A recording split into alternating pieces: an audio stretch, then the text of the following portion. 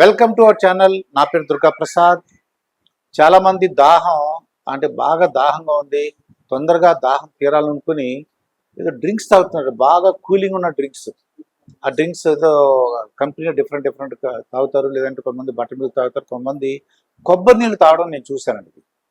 ఈ కొబ్బరి నీళ్ళు తాగినప్పుడు అది చాలా ఖర్చుతో కూడిందిగా. ఈ రోజుల్లో ఒక కొబ్బరికాయ అంటే 50 రూపీస్ నుంచి ఉంది స్టార్టింగ్ మంచివి. అయితే ఈ కొబ్బరి నీళ్ళు తాగడమే కాకుండా వాళ్ళు ఏం చేస్తున్నారు, దాంతోపాటు కొబ్బరి ఉంటే ఆ కొబ్బరి కూడా తీయించుకుని అది కూడా వెంటనే తినేస్తున్నారండి.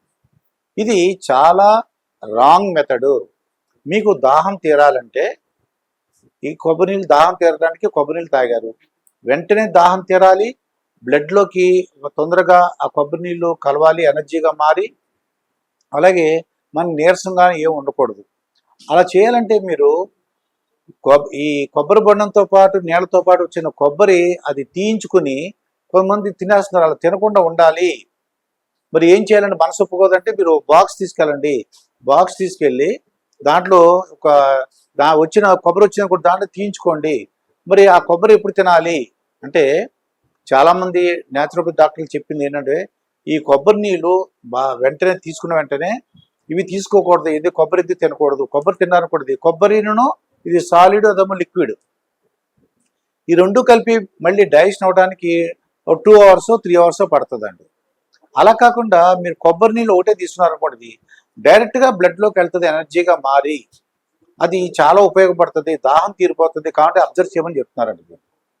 అదే కాకుండా మీరు లీటర్ కొనుక్కున్నారనుకోండి, లీటర్ కొబ్బరి నీళ్ళు తీసుకున్నారు. ఆ లీటర్ కొబ్బరి నీళ్ళు తీసుకున్నప్పుడు దాంతోపాటు కొబ్బరి వచ్చిందనుకోండి, మీరు ఏం చేయమన్నారు, ఒక ఏదైనా బాక్స్ తీసుకెళ్ళి దాంతో అతనికి ఒక 20 రూపీస్ ఎక్స్ట్రా ఇచ్చి అది ఆ కొబ్బరి తీయించుకుని దీంట్లో పెట్టుకోండి. అది ఒక డిన్నర్గా తీసుకోమని చెప్తున్నారండి. డిన్నర్గా దాని మీద కొబ్బరి తోడించుకుని, అంటే కొబ్బరి తీయించుకొని దాని మీద ఎండు ఖర్జూరం కానీ లేదంటే తేనె కానీ కలుపుకొని అది ఒక డిన్నర్గా వారానికి 2-3 సార్లు తిన్నట్లయితే ఆరోగ్యానికి చాలా మంచిదని చెప్తున్నారండి. అది ప్రోటీన్ అవుతుంది, అలాగే మనకి న్యాచురల్ ఫుడ్ తీసుకున్నాం కాబట్టి అంటే మనకి డైజెస్ట్ సిస్టమ్కి చాలా హెల్ప్ చేస్తుందని చెప్పి న్యాచురల్ డాక్టర్లు చెప్తున్నారు. అయితే ఇంకా ఈజీ ఏంటంటే అతను ఈ మధ్యకాలంలో ఈ కొబ్బరి నీళ్ళు లీటర్లాగా అమ్ముతున్నారండి. లీటర్ 100 రూపీస్, 120, 140, 150 అలా అమ్ముతున్నారు. అమ్మినప్పుడు అతను ఆ కొబ్బరికాయ కొట్టి అతనికి ఒక 50 రూపాయలు ఇచ్చారనుకోండి. అంటే ఎంగిలి కొబ్బరి బొండం కాకుండా లీటర్లు కొట్టించుకుంటున్నారు. అటువంటి కొబ్బరి బొండాల్లో అతను డబ్బులు ఎక్స్ట్రా ఇస్తే మీరు ఒక బాక్స్ అని ఇచ్చినట్లయితే ఒక 40 రూపాయలకో 50 రూపాయలకో కొబ్బరి ఇచ్చాడనుకోండి, తీసేసి.